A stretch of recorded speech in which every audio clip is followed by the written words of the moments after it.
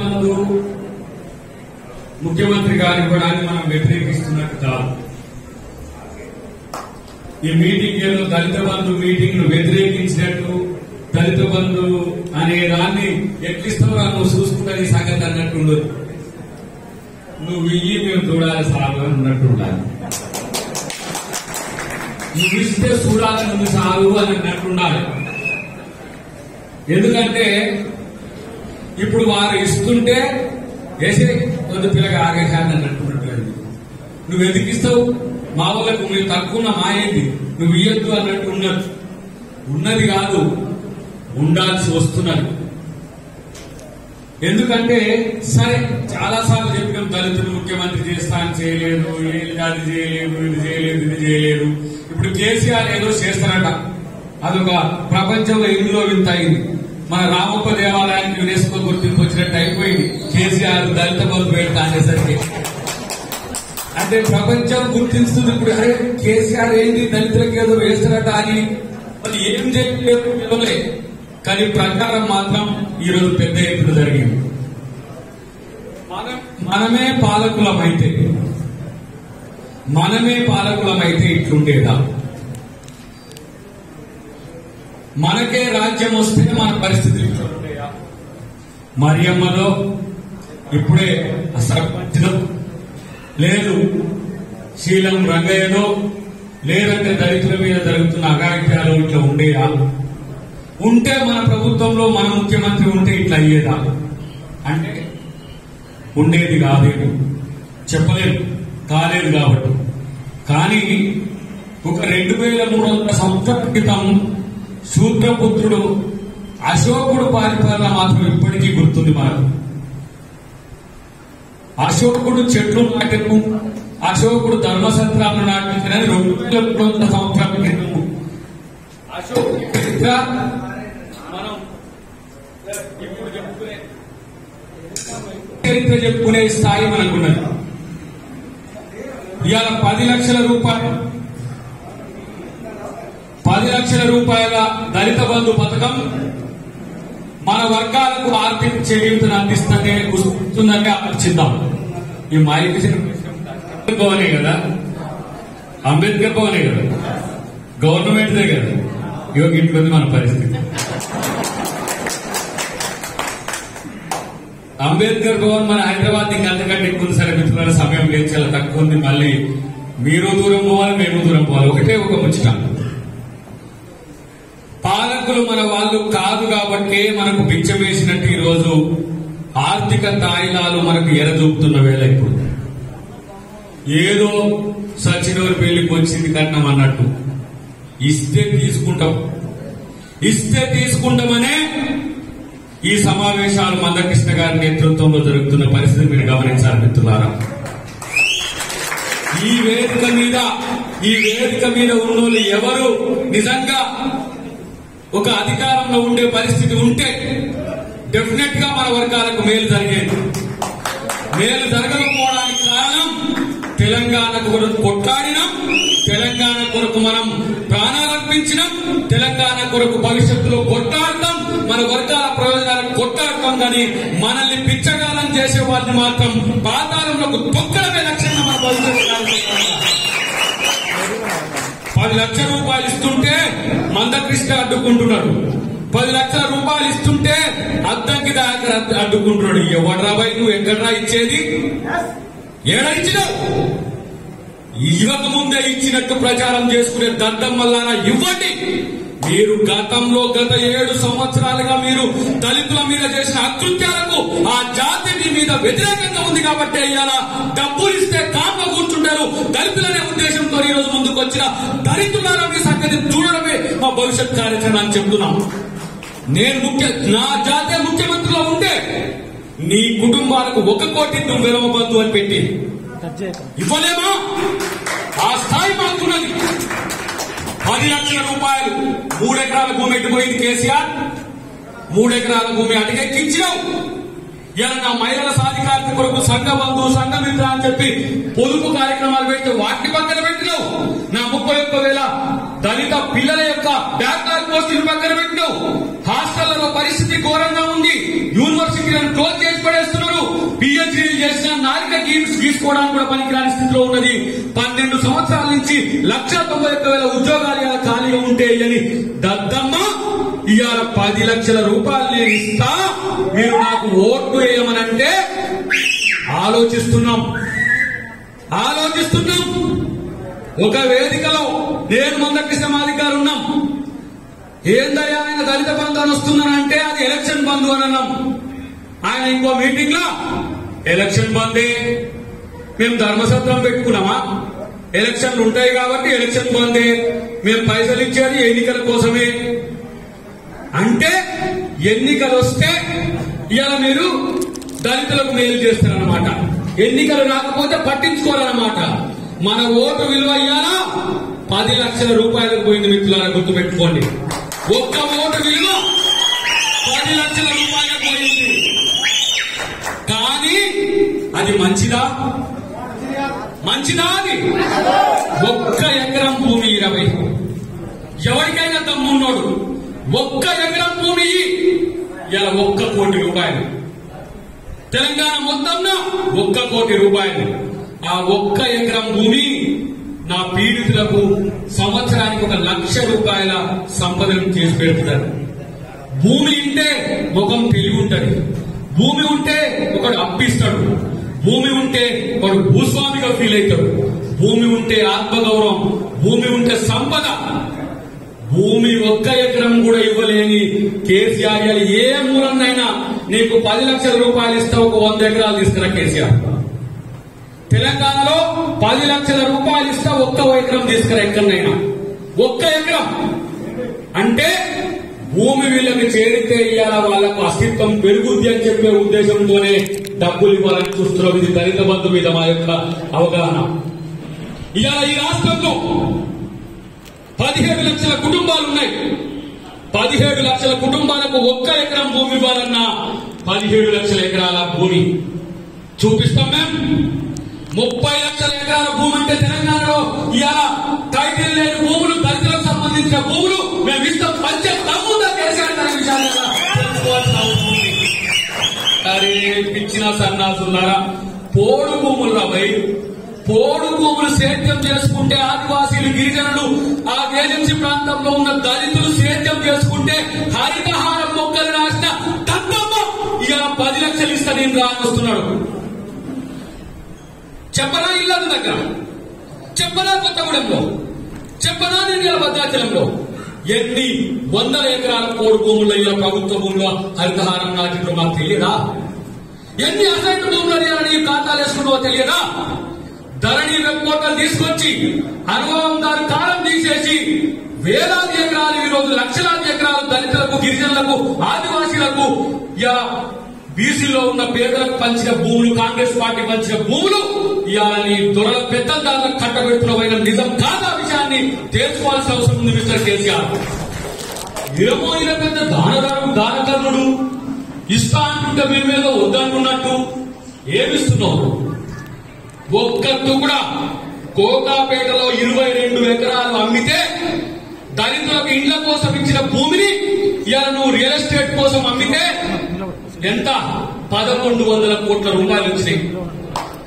1,100 కోట్ల రూపాయలు, 1,100 కోట్ల రూపాయలు వస్తే దళిత బంధు కోసం 500 కోట్లు కేటాయిస్తున్నట్టుగా ఒక జీవో తీసి ఆయన 5 అంటే దాంట్లో కూడా సగమే. దళితుల భూములు అమ్మితో వచ్చిందంటే కూడా సగమే. మరి ఇది హుజూరాబాద్ కా లేకపోతే తెలంగాణ కా అంటే చప్పుడు లేదు. హుజూరాబాద్ లో పైలట్ ప్రాజెక్ట్ గా కేసీఆర్ గారు తలపెట్టనున్న ఈ కార్యక్రమాన్ని అందరూ పాల్గొయాల్సిందే, పాల ప్యాకెట్ తెచ్చుకోవాల్సిందే అన్నారు. హుజూరాబాద్ లో పెట్టిందని చెప్పేసి మరి హుజూరాబాద్ లో నువ్వు 15వ తారీఖులోగా 2,000 కుటుంబాలు 2,000 కోట్ల రూపాయలు 20,000 కుటుంబాలకు నువ్వు చెల్లించాల్సిందే అని చెప్పి ఆ రోజు మన కమిటీ మందకృష్ణ మాదిగ గారి నేతృత్వంలో కూర్చున్నాం. ఆయన అన్నాడు కదా 2,000 కోట్ల రూపాయలు హుజూరాబాద్ చెల్లిస్తాను, 500 కోట్లు ఇచ్చిండు. ఇదేంటి? అది 5,000 కుటుంబాలకే కాదు. మరి 5,000 కుటుంబాల కంటే 15,000 కుటుంబాలు హుజూరాబాద్ ఏం చేయాలి? లేదు ఒకవేళ రాష్ట్ర వ్యాప్తంగానేనైతే 17 లక్షల కుటుంబాల్లో 5,000 కుటుంబాలకు ఇచ్చుకుంటూ పోతే 100 సంవత్సరాలు ఇస్తావు. 100 సంవత్సరాలు ఇస్తావు నీ పోతకి. 100 సంవత్సరాల ఇదేనా నీ పథకం యొక్క నీతి? మళ్ళీ ఎందుకు మీరు కన్ఫ్యూజన్ అయితే నాకు అర్థం కాదు. సరే హుజురాబాద్ లో పెడతాం, మేము 15వ తారీఖు డేట్ దాటిచ్చినాం. మీరేమన్నా నేను 16వ తారీఖు నాడు 1,00,000 మందితో మీటింగ్ పెట్టి హుజురాబాద్ లో నేను ఆ పథకాన్ని లాంచ్ చేస్తున్నా అన్నాడు. ఓర్వితాలు మనం పోటీ వస్తున్నాను అని అన్నా. వచ్చిండే మన దాన్ని మన జోన్లకు వచ్చిండు కాకా అని చెప్పినాం. కనెక్ట్ అవుతుంది కాకా అని. మనం 17 అంటే 16కు వచ్చాడు ఒకటే రోజు. పోనీ ఇగో ఎందుకు మనకు కూడా ఆగలుకుంటే ఒక్క రోజులో నా జాతికి 10 లక్షలు వస్తున్నాయంటే నేను కూడా ఎందుకైనా తిట్టాలనుకున్నాం. మొన్న వాసాల మర్రికి పోయిండు.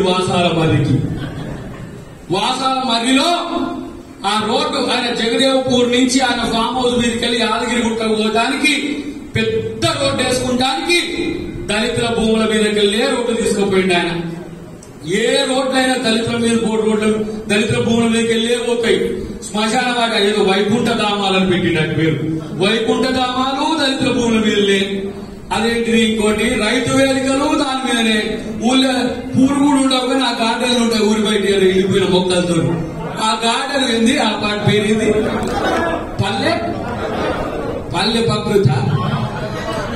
ప్రకృతి వనం కూడా దళితుల భూములే.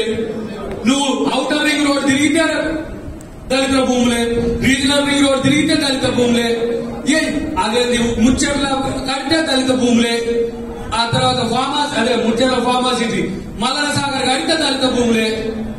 అమ్మ నాకు ఉన్నది 13 లక్షల ఎకరాలు రా ఇక్కడ. 20% మంది ఉన్న వీడ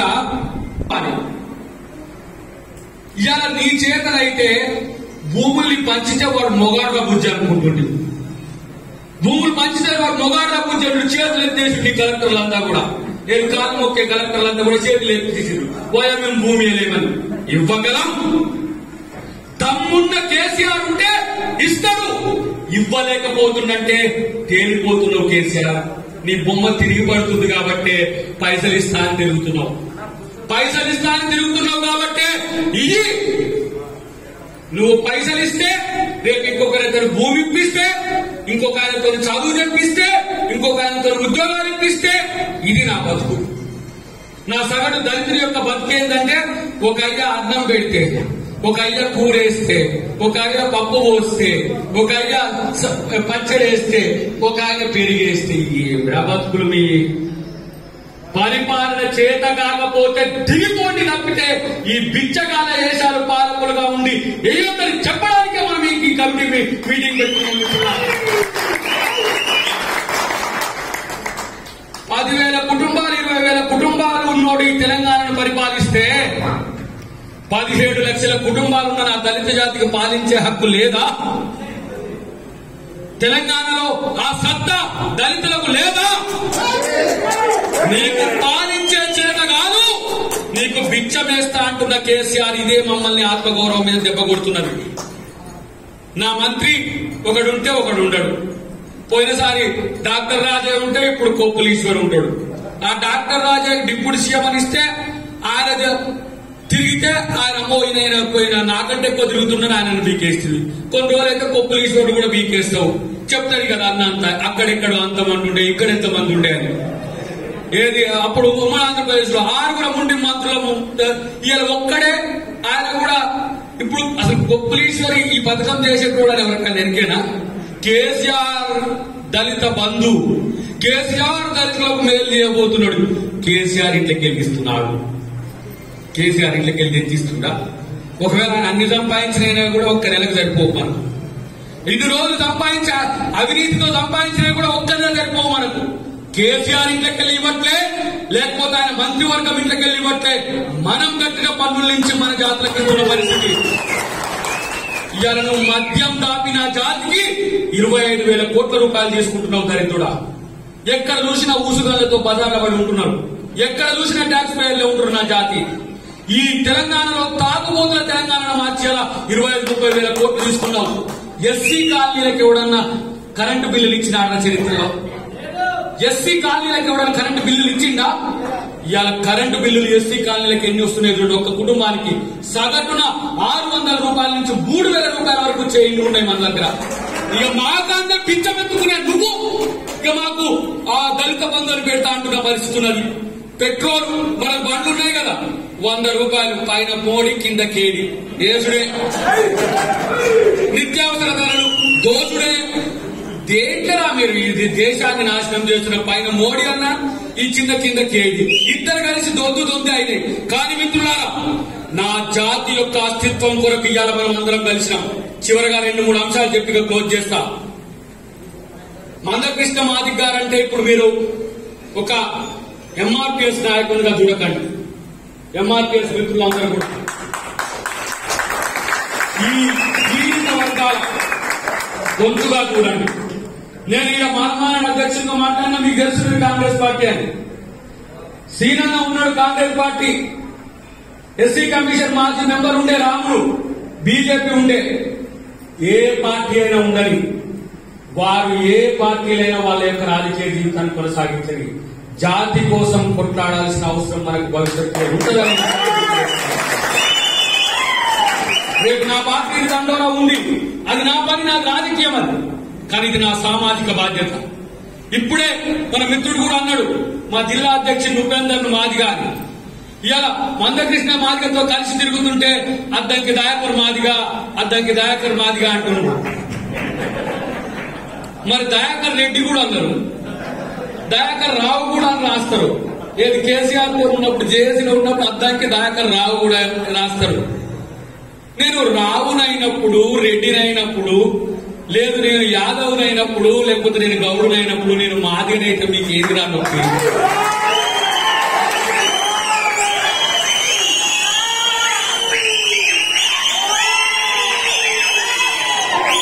ఇది సమస్య. అరే ఎట్లా కలుస్తారు అబ్బాయి కృష్ణ మాదిగ దయాకరు? కలవద్దు కదా, ఎక్కడో మిస్ అయింది అనుకుంటున్నారు.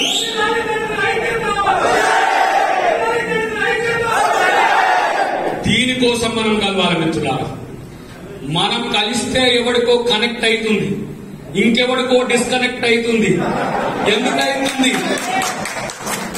మొన్న నేను కరీంనగర్ నుంచి వచ్చుకుంటూ అన్న మేమందరం వాడు కూర్చొని పొలాలలో కింద నాకు పొలాలలో కూర్చోక మా అమ్మకాడికి పోక నేను ఇప్పుడు 3-4 నెలలు. నా తమ్మునికి కొడుకు పుడితే కూడా నేను పోయి చూసే పరిస్థితి లేదు నాకు రోజు. ఇప్పుడు ఇంటి నుంచి వచ్చుకుంటా కూడా సరే పొలాలలో తిరిగినోని, పొలాలలో మట్టి పిసుకునోని, పొలాలలో పని చేసుకున్నాను చేయబట్టి ఆ మట్టి వాసన, పొలం వాసన చూస్తే అదొక తృప్తి ఉంటుంది హాయిగా. దొరకక మన ఎంఆర్పిఎస్ మిత్రుడు అప్పుడు వ్యవస్థాపక సభ్యుడు అన్న మనకాడ మామిడికాయ పచ్చడి ఉంది, ఉల్లిపాయ కారం ఉంది, ఎల్లిగడ్డ కారం ఉంది పెడతా అంటే టెంప్ట్ అయిపోయినాం. పొలాలలో కూర్చున్నాం. అన్నోళ్ళు కాళ్ళు ఇట్లా కొంచెం కూర్చోలేడుగా కింద, వీళ్ళిద్దరు పైన కూర్చున్నా, నేను కింద కూర్చొని తింటున్నా. ఆ బొమ్మ మనోడు కొట్టి పెట్టిండు. ఎక్కడికి ఏంది రెడ్లకు బానిసలుగా ఉన్న మాలల్ని చూసినాం, బ్రాహ్మణులకు బానిసలుగా ఉన్న మాలల్ని చూసినాం. తర్వాత దాని పేరేంటి ఇంకెవరు వీళ్ళకు బానిసలుగా ఉన్న మాలల్ని చూసి, కానీ మాదిగలకు కూడా బానిసలుగా ఉండే మాలల్ని ఇప్పుడే చూస్తున్నాం. అంటే కింద కూర్చొని తింటే మానవులు మాదిగలకు బానిసలని భావదారిద్ర్యంతో ఉన్న దరిద్రుడు వాడు ఎవడో తెలియదు, వాడు ఏ కులపోడో తెలియదు. వాడు నాకు ఆ పైనది కట్ అయింది, కిందది కట్ అయింది. నేనంటున్నా మిత్రులారా, మంచి మాదిగ అయితే మాదిగ కాళ్ళు కడగడానికి కూడా వెనుకడిగే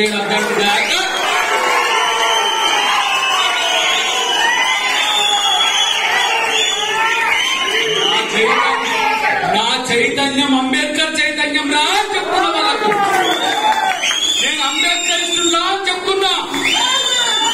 దళితుల ఐక్యత అంటేనే ఇష్టం లేనోడు వాడు మనువాది, వాడు మాల వ్యతిరేకి, వాడు మార్గ వ్యతిరేకి, వాడు దక్కలి వ్యతిరేకి, చిందు వ్యతిరేకి, బుడగంగాల వ్యతిరేకి, నేత వ్యతిరేకి, మొత్తంగా అంబేద్కర్ వ్యతిరేకి అని చిత్రీకరిస్తా మిత్రులారా. ఇలా కలిస్తే మీకు ఇంత సమస్య అవుతుందంటే మీరు ఎటువైపు, మనవాదం వైపా మనువాదం వైపా తేల్చుకోవాల్సింది మీరు. బాబాసాహెబ్ అంబేద్కర్ యొక్క పుత్రుణ్ణి, అంబేద్కర్ బాటలో నడుస్తా. నా జాతిలో ఎవరికైనా తక్కువైందంటే నేను పస్తుంటేనే పెట్టగల చైతన్యం ఉన్నోని రానేను.